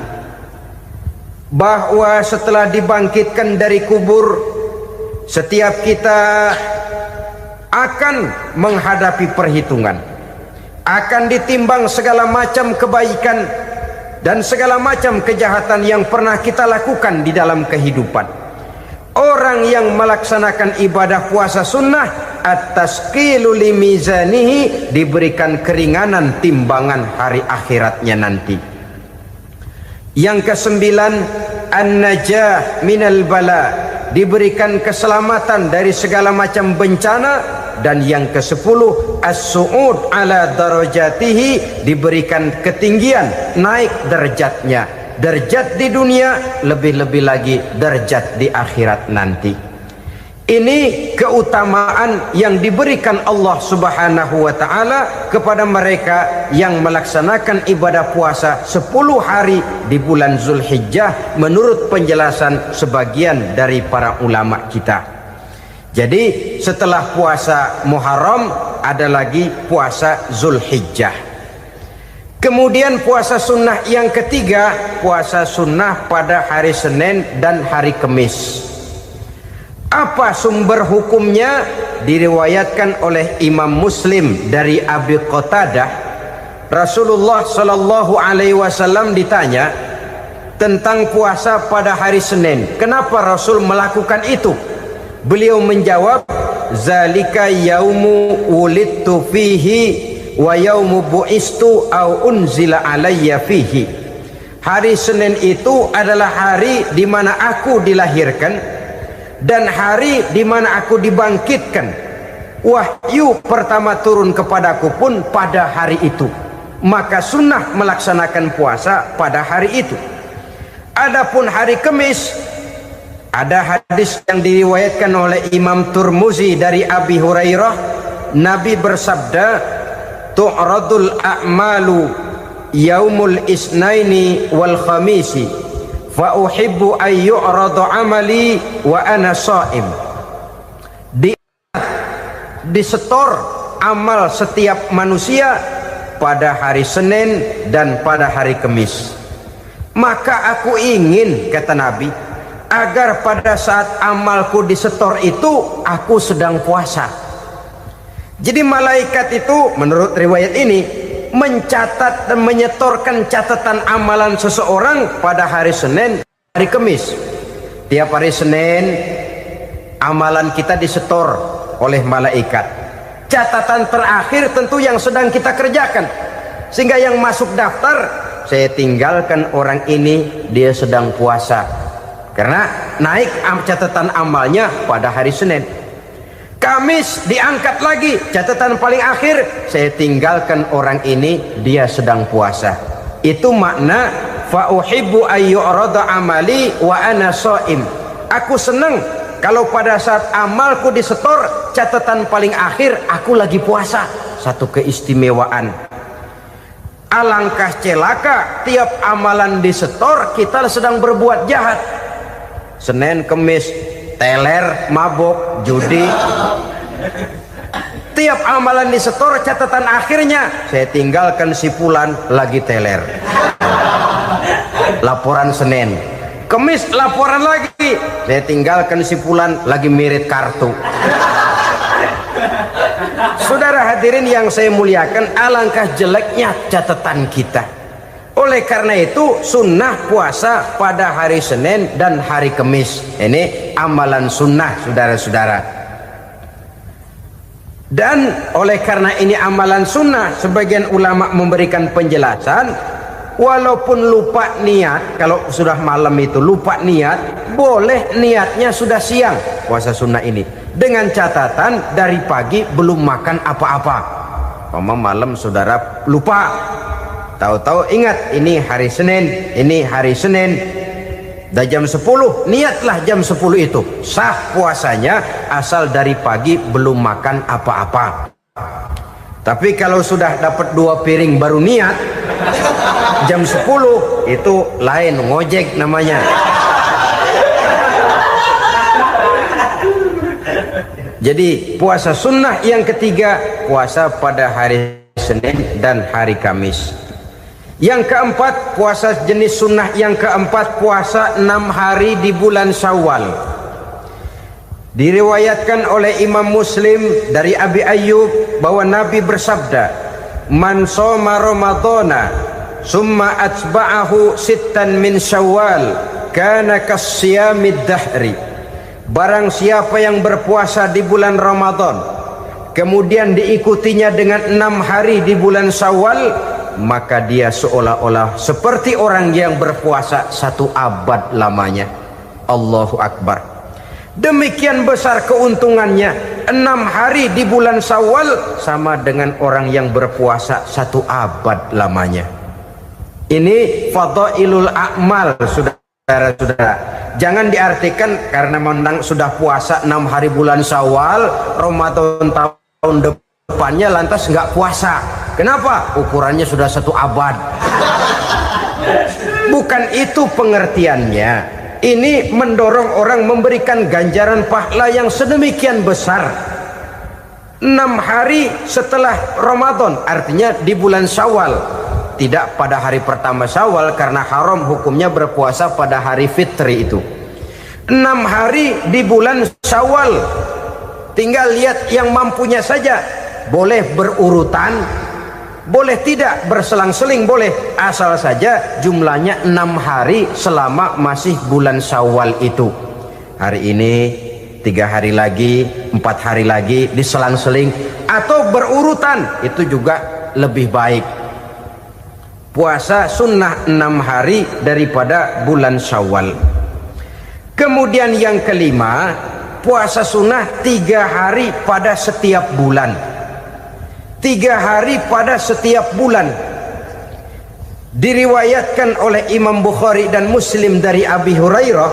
Abi Hurairah bercerita, "Ausani khalili sallallahu alaihi wasallam bisalasin." Kekasih saya Rasulullah berwasiat kepada saya, memesankan benar-benar kepada saya untuk melaksanakan 3 amalan yang terpuji. Pertama, siyamu salasati ayyamin min kulli syahrin. Puasa 3 hari dalam setiap bulan. Ini wasiat yang pertama. 3 hari pada setiap bulan. Tidak peduli bulan apa saja. Dalam artian ya bulan menurut perhitungan Islam ya. Muharram, Safar, Rabiul Awal, Rabiul Tsani, Jumadal Ula, Jumadil Akhir, Rajab, Sya'ban, Ramadan, Syawal, Zulqa'dah, Zulhijjah dan selanjutnya. 3 hari pada setiap bulan. Tanggalnya tanggal berapa saja. Lebih utama pada yang disebut Yaumul Bid, yaitu hari-hari di mana bulan menunjukkan purnama. Tanggal 13, tanggal 14 dan tanggal 15 pada setiap bulannya itu disunahkan melaksanakan puasa. Itu wasiat pertama, puasa 3 hari pada setiap bulan. Wasiat yang kedua, waraqatai duha, melaksanakan sholat duha sekurang-kurangnya 2 rakaat. Itu wasiat yang dipesankan benar kepada saya, kata Abi Hurairah. Pertama, puasa 3 hari pada setiap bulan. Yang kedua, usahakan jangan meninggalkan 2 rakaat minimal daripada sembahyang duha. Kita tahu sembahyang duha itu sembahyang sunnah di waktu pagi seketika matahari naik sepenggalahan. Sekurang-kurangnya 2 rakaat, sebanyak-banyaknya 8 rakaat. Di antara fadilah atau keutamaan daripada sholat duha ini yaitu menyangkut masalah rezeki dan usaha. Kemudian wasiat yang ketiga, wa an utira qabla an anama. Beliau sangat berwasiat kepada saya untuk sholat witir sebelum tidur. Artinya sholat malam sebagai amalan sunnah di dalam kehidupan kita. Jadi saudara-saudara, dalam hidup ini kita akan selalu berbentur dengan keperluan. Kalau pada satu saat kita sudah sampai kepada tahap berpikir ini keperluan saya, tentu hal-hal semacam ini akan kita kerjakan. Kita belum tergerak melaksanakan ini semua oleh karena barangkali kita merasa belum memerlukannya. Karena itu, marilah kita berusaha di samping melaksanakan puasa yang wajib, juga melaksanakan puasa yang sunnah di dalam kehidupan kita. Ini jenis puasa-puasa yang sunnah. Kemudian yang kedua, ada macam puasa yang disebut puasa nazar. Hukum pelaksanaannya wajib apabila nazarnya sudah terwujud. Puasa nazar, puasa yang dikaitkan dengan suatu persoalan. Umpamanya, kalau saya lulus ujian, saya akan puasa 1 minggu lamanya. Begitu ujiannya ternyata lulus, dia wajib bayar nazarnya. Puasa 7 hari, tidak lagi sunnah tapi wajib karena dia nazarkan. Asal saja tidak sah nazar kepada yang makruh, apalagi kepada yang haram. Umpamanya nazar kalau tembus 6 nomor mau puasa 3 hari. Itu nazar semacam itu bukan saja tidak sah tapi haram hukumnya. Tidak boleh nazar kepada yang makruh, apalagi kepada yang haram. Jadi apabila maksud yang sudah kita niatkan tercapai, wajiblah nazar itu dibayar, yaitu kalau nazarnya sunnah, melaksanakan ibadah puasa.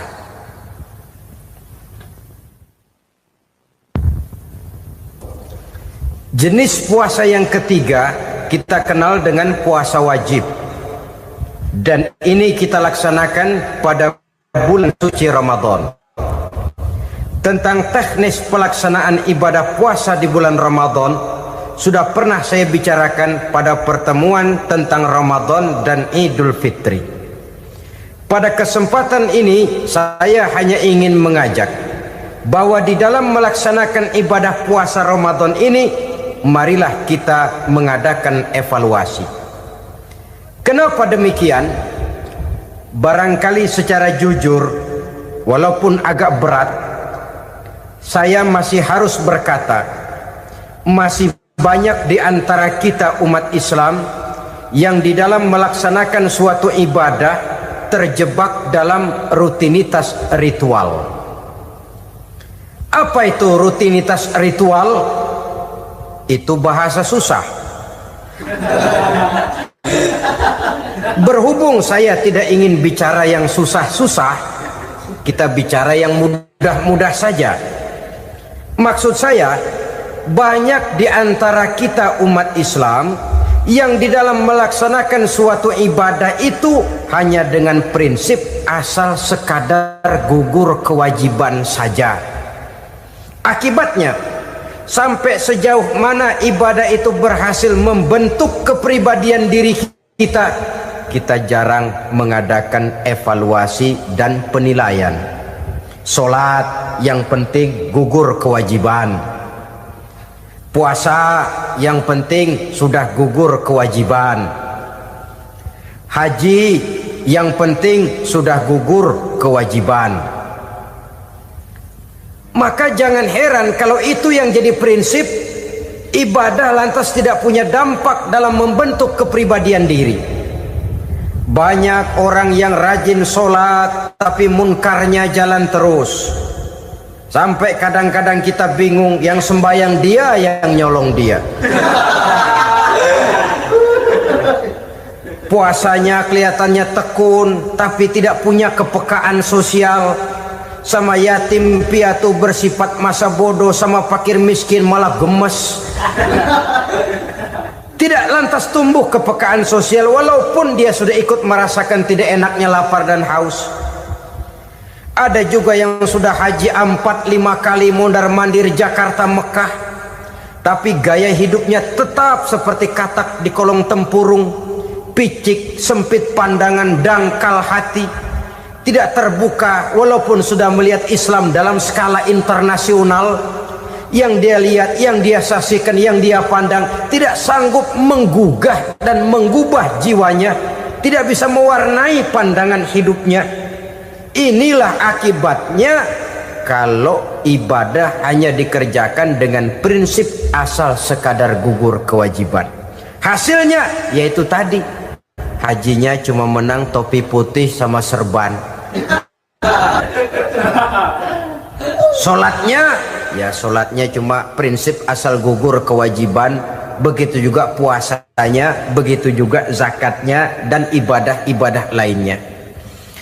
Bukan tanpa satu maksud. Jikalau Allah Subhanahu wa ta'ala memerintahkan kita melaksanakan ibadah puasa di bulan suci Ramadan, bahkan maksud itu sangat pada penghujung ayat yang memerintahkan kita puasa. Ya ayyuhalladzina amanu kutiba alaikumus syiyam kama kutiba alal ladzina min qablikum la'allakum tattaqun. Orang yang beriman diwajibkan atas kamu berpuasa, telah diwajibkan juga kepada orang-orang yang sebelum kamu, la'allakum tattaqun, agar kamu dengan puasa itu menjadi manusia yang bertakwa kepada Allah Subhanahu wa ta'ala. Dengan kata lain, berhasil atau tidak puasa Ramadan kita ini akan nampak takwa kita meningkat atau tidak setelah kita melaksanakan ibadah puasa.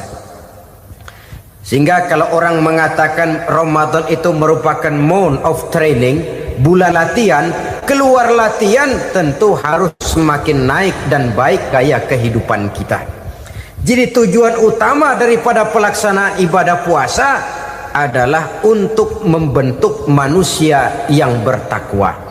Nah, takwa itu kata Imam Qusairi hurufnya ada 4. Ta, qaf, wawu, ya. Masing-masing huruf ini simbol dari pribadi orang yang bertakwa, bina dan dibentuk oleh pelaksanaan puasanya. Mari kita lihat. Huruf ta adalah lambang dari sifat tawadhu, rendah hati. Orang yang bertakwa, orang yang tidak mempunyai sifat sombong.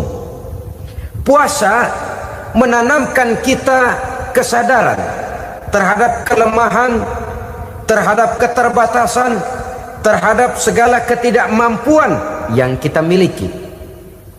Ya Allah, baru sehari nggak kena makan, nggak kena minum, sudah begini lemesnya.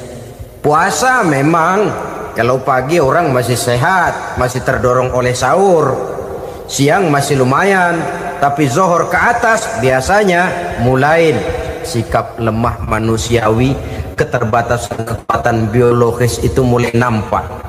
Dari sini tanam satu kesadaran, kalau begitu apa yang mau disembuhkan di hadapan Allah?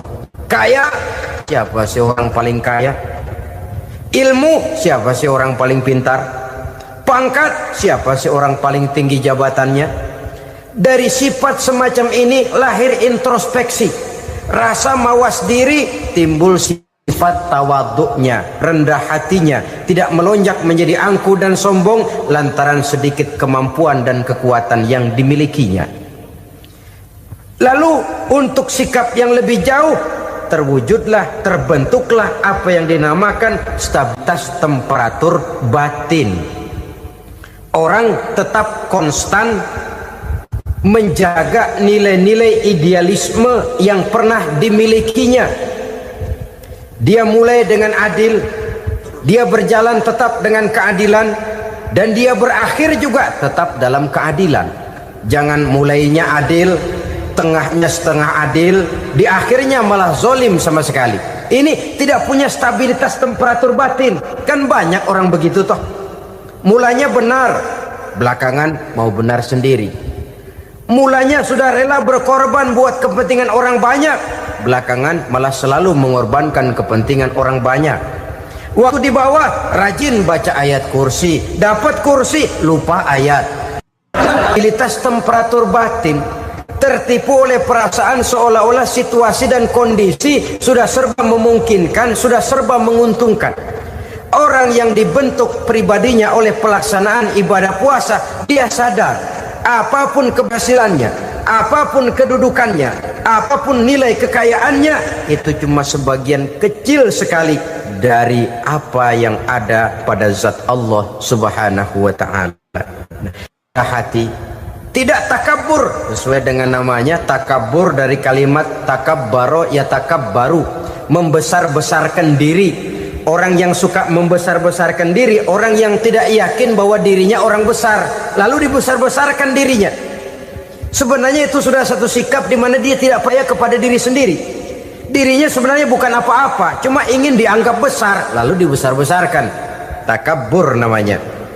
Puasa sekali lagi melatih kita menanamkan kesadaran akan kelemahan dan keterbatasan kita sebagai makhluk. Itu sikap tawadhu. Fir'aun, saudara tahu Fir'aun, lama-lama dia jadi raja, lupa diri dan lupa daratan, melonjak menjadi angku dan sombong sampai kepada puncak kekurang ajarannya, memproklamirkan dirinya menjadi Tuhan. Hitler juga begitu. Pendeknya orang manakala tidak ada kesadaran tentang dari mana segalanya berasal dan kemana segalanya akan kembali, dia mudah out of control. Kalau sudah out of control, maka dia akan melakukan perbuatan yang melampaui batas. Itu yang pertama. Jadi orang takwa, orang yang rendah hati, salah satu tujuan daripada pelaksanaan ibadah puasa menanamkan sikap rendah hati. Dari sikap rendah hati ini yang timbul lalu apa? Kepekaan sosial. Kalau saya puasa, saya sudah merasakan bagaimana tidak enaknya lapar. Saya sudah merasakan bagaimana tidak enaknya haus. Tapi bagaimanapun saya lapar cuma sebentar, saya haus cuma sebentar. Selesai maghrib lapar saya hilang, haus saya hilang. Bagaimana yatim piatu, orang-orang tua jompo yang perlu santunan, orang-orang miskin yang terkapar di kolong-kolong jembatan, yang tiap hari merasakan perasaan seperti ini tanpa tahu kapan hidup dan nasibnya akan berubah. Tidur beratapkan langit, berselimut koran. Kalau demikian saya ini beruntung. Kalau demikian apa yang bisa saya lakukan untuk mereka? Kepekaan sosial ini lalu timbul dalam apa yang orang sekarang namakan solidaritas, kesetiakawanan sosial.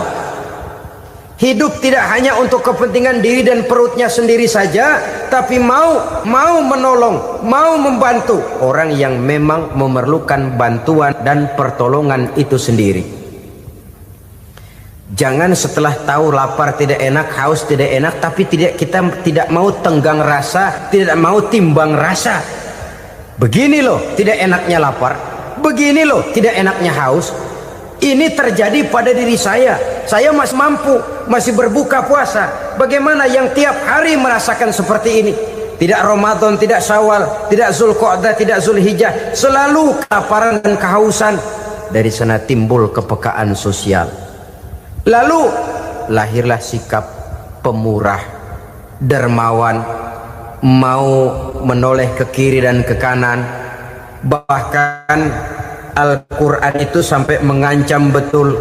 Ara'aita allazi yukadzibu bid-din fadzalika allazi yad'u al-yatim wa la mendustakan agama. Islam mendustakan Islam. Salat dia tapi mendustakan salat. Puasa dia tapi mendustakan puasa. Siapa mereka itu? Fadzalika allazi yad'u al-yatim. Merekalah orang-orang yang meninggalkan anak-anak yatim. Wa la yahuddu ala ta'amil miskin, dan tidak pernah memberi pertolongan, tidak memerintahkan memberi makan kepada fakir miskin, walaupun dia berada pada posisi dan kondisi yang memang dia mampu. Nah, kalau dia tidak mampu itu lain soal. Dia mampu, dia tahu, dan dia diam saja. Itu termasuk yukadzibu biddin, orang-orang yang mendustakan agama. Berlindung kita kepada Allah, jangan sampai termasuk ke dalam kelompok itu. Yang kedua saudara, huruf takwa itu qaf. Qaf adalah lambang dari sifat qanaah. Qanaah artinya merasa cukup. Puasa melatih kita untuk bersikap cukup dalam hidup. Kalau kita perturutkan menjelang saat berbuka, menunggu waktu berbuka, istilah orang di Jawa Barat ngabuburit katanya. Kita menunggu saat berbuka, segalanya saja ingin kita beli, segalanya saja ingin kita minum, semuanya saja ingin kita makan. Sebab nafsu sudah begitu berupa. Perut sudah sedemikian lapar, kerongkong sudah sedemikian haus, rasanya semuanya saja ingin kita telan. Tapi tahukah kita bahwa setelah maghrib berbunyi, berapa banyak yang kita makan, berapa banyak yang kita minum? Sesuaikah dengan keinginan kita tadi siang? Tadi siang semuanya ingin kita makan, tadi siang semuanya ingin kita minum. Setelah berbuka, berapa banyak yang kita makan, berapa banyak yang kita minum? Itulah kehidupan. Segalanya ingin kita kuasai, segalanya ingin kita punyai, tapi berapa sih yang benar-benar kita perlukan? Maka orang kaya adalah orang yang hidupnya cukup. Orang miskin hakikat yang selalu merasa kurang. Bagaimanapun besar rumah, banyak uang kita, berpuluh kendaraan kita, kalau hidup selalu merasa kurang, itu artinya kita masih miskin. Maka jikalau ingin menjadi orang kaya, kuncinya hakikatnya cuma satu, hati kita merasa cukup dengan yang diberikan Allah, bersyukur atas segala nikmatnya, dan dengan syukur itu nikmat itu akan ditambah oleh Allah Subhanahu wa ta'ala. Puasa menimbulkan sifat qanaah, dan qanaah adalah watak daripada orang-orang yang bertakwa kepada Allah Subhanahu wa ta'ala. Persis seperti orang minum air laut, makin diminum makin haus, makin diminum makin kering tenggorokan. Begitulah orang berhadapan dengan materi. Tadinya dia akan senang kalau dia merasa punya tanah ratusan hektar. Sudah ratusan hektar, tidak cukup ngelamun lagi, alangkah nikmatnya kalau bisa beli gunung. Gunung dibeli. Sudah punya gunung, lihat laut. Aduh, kalau laut juga bisa dibeli, beli lagi laut. Sudah punya laut, lihat ke atas langit, ada yang jual apa enggak ya?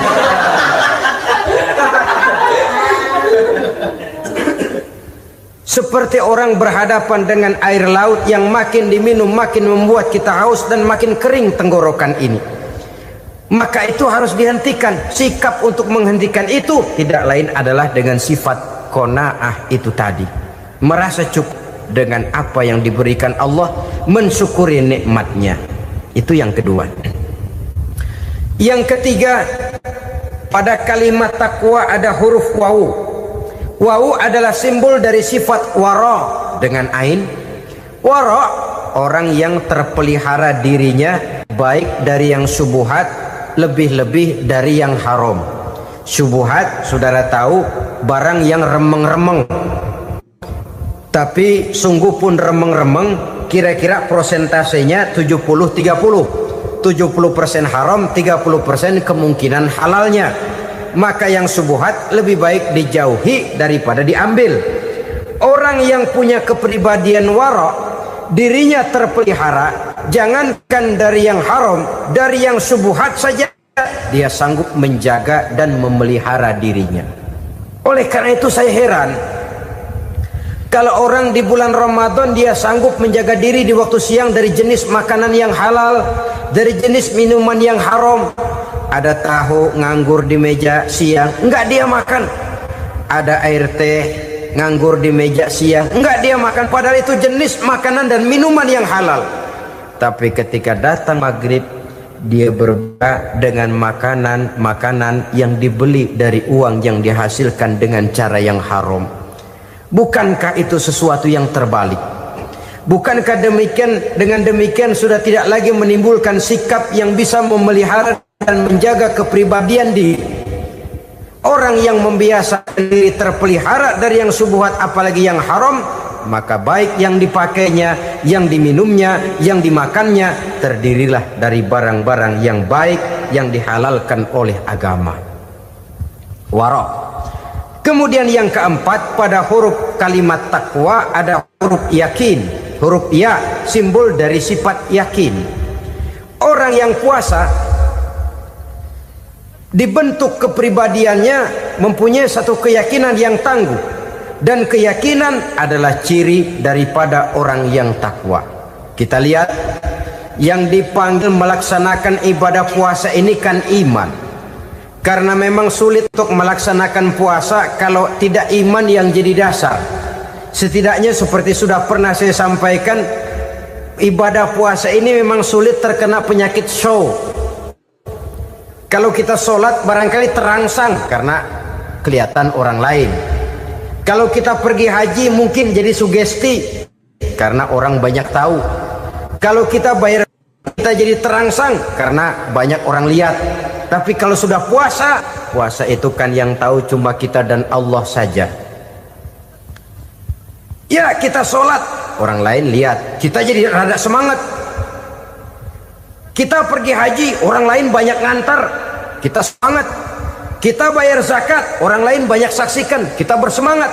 Tapi kita puasa, siapa yang mau nyaksiin kita puasa? Siapa yang mau memuji kita puasa? Siapa yang mau menyanjung kita puasa, itu cuma urusan kita dan Allah. Oleh karenanya, dasar daripada pelaksanaan ibadah yang haus mencekik tenggorokan, segalanya jadi nikmatan. Tidak ada kerja yang lebih indah selain kerja yang didasarkan kepada satu keyakinan bahwa yang kita kerjakan itu adalah sesuatu yang benar. Dalam hal ini sesuatu yang diperintahkan oleh Allah Subhanahu wa taala kepada kita. Saudara-saudara kaum muslimin rahimakumullah. Demikianlah titik evaluasi kita. Jangan berpuasa hanya dengan prinsip asal sekadar menggugurkan kewajiban saja, yang akan berakibat Ramadan tahun ini berakhir begitu, Ramadan terjebak menjalani rutinitas ritualnya saja.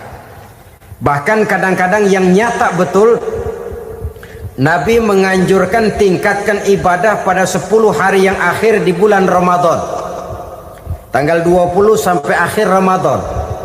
Yang kita praktekkan malah kegiatan ibadah kita justru menurun pada 20 Ramadan yang akhir. Coba lihat 20 Ramadan ke atas, itu pasukan tarawih paling kelas 60-70 tahun ke atas. Kemana yang lain sudah berpikir menghadapi lebaran, berpikir pulang mudik, berpikir macam-macam. Akibatnya konsentrasi ibadah lalu buyar. Dianjurkan Rasul tingkatkan ibadah pada 10 hari yang terakhir. Kita malah makin ke akhir makin lancip.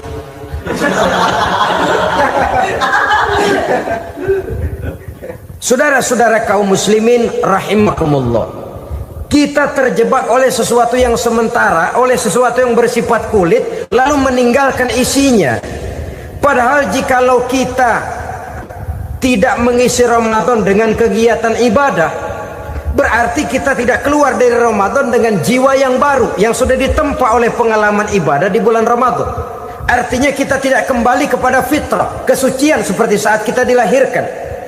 Lalu kalau kita tidak kembali kepada fitrah, apa yang mau kita rayakan pada Idul Fitri itu? Di mana letak kegembiraan kita? Di mana letak kebahagiaan hati? Kembalikah kita kepada fitrah? Tidak. Benarkah puasa yang kita kerjakan? Kelihatannya juga tidak. Adakah dampak dari pelaksanaan ibadah dalam pribadi kita? Tidak. Kadang-kadang Ramadan selesai malah teriak merdeka.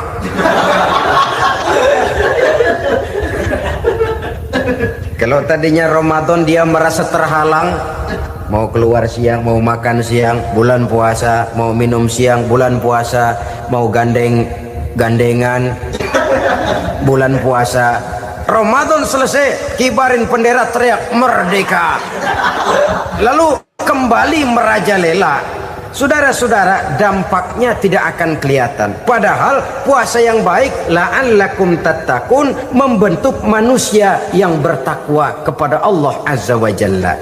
Nah, sekarang apa kemudahan dan keistimewaan yang akan diberikan Allah kepada mereka yang sampai kepada tingkat takwa ini? Al-Quran menjelaskan, pertama, may yattaqillaha yaj'al lahu makhraja. Barang siapa yang bertakwa kepada Allah Subhanahu wa taala, maka dia akan diberikan makhraja. Makhraja itu jalan keluar dari segala macam kesulitan. Jalan keluarnya ada saja. Menurut ukuran kemampuan dia tidak mungkin, mustahil, tidak bisa, mana mungkin. Tapi pada waktunya ada saja jalan keluarnya. Termasuk jenis yang yaj'allahu makhraja. Orang yang bertakwa kepada Allah selalu diberikan jalan keluar dari segala kesulitan yang dihadapinya. Siapa sih orangnya yang tidak pernah sulit dalam hidup ini? Siapa orang yang tidak pernah mengalami kesulitan? Tapi kadang orang menilai, itu kelihatannya hidupnya enak aja ya, kayaknya nggak pernah mengalami kesulitan. Sebenarnya bukan tidak pernah mengalami kesulitan, Allah selalu memberikan jalan keluar dari segala kesulitan yang dihadapinya. Lah kalau Allah yang memberikan jalan keluar, tentu sangat mudah sekali. Orang yang bertakwa diberikan jalan keluar dari segala macam kesulitan. Satu, Yang kedua, wa yarzuqhu min haitsu la yahtasib. Dia akan diberikan rezeki oleh Allah dengan jalan yang tidak disangka-sangka. Rezekinya datang dengan cara yang tidak disangka-sangka. Gajinya mungkin kecil tapi penghasilannya gede, kan itu yang penting. Gaji dan penghasilan kan lain tuh. Boleh jadi gaji kecil asal penghasilan gede, kan nikmat hidup itu. Nah, penghasilan ini ada yang bisa kita perkirakan. Bisa kita perkirakan. Misalnya gaji itu tadi. Kalau saya kerja, gaji saya begini. Ada rezeki yang masuk min haitsu la yahtasib. Tidak kita sangka-sangka, tidak kita duga-duga, tahu-tahu ada saja rezeki. Datang orang bawa persoalan yang mendatangkan hasil. Sebab rezeki, jodoh, maut memang seperti bayangan. Kita uber-uber dia lari, kita diem dia diem. Kan gemesin itu. Bayang-bayang itu begitu. Kita kejar, dia lari. Rezeki juga begitu. Kita diam, dia diam. Setengah mati yang namanya rezeki kita cari, kita uber, ngobek sampai ratusan bohong kita kerjain. Tapi memang belum waktunya, ya sulit untuk tembus. Tapi kadang-kadang giliran kita nongkrong di rumah, datang orang bawain rezeki. Itulah yang namanya rezeki. Tapi ini untuk orang yang bertakwa. Kalau tidak punya kredibilitas takwa, jangan lalu pakai ayat ini. Diberikan Allah dengan rezeki dengan jalan yang tidak disangka. Kan ada ayatnya dah. Kita mah manteng aja di rumah dah. Ntar juga tuh rezeki datang. Ini fasilitas yang diberikan kepada orang yang wa may yattaqillah, bertakwa kepada Allah, yarzuqhu min haitsu la yahtasib, diberikan rezeki dengan cara yang tidak disangka-sangkanya.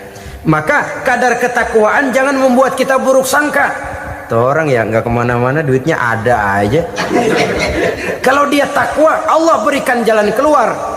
Yang lantas ngelihat kiai orangnya ahli ibadah, ilmunya tinggi, akhlaknya luar biasa, takwanya tinggi, rezekinya lancar, lalu husnuzon nih kiai nggak kemana-mana, duitnya banyak, miara tuyul kali ini.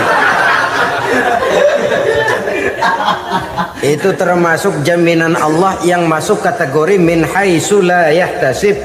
Yang ketiga, yaj'al lahu min amrihi yusra, dimudahkan segala urusannya.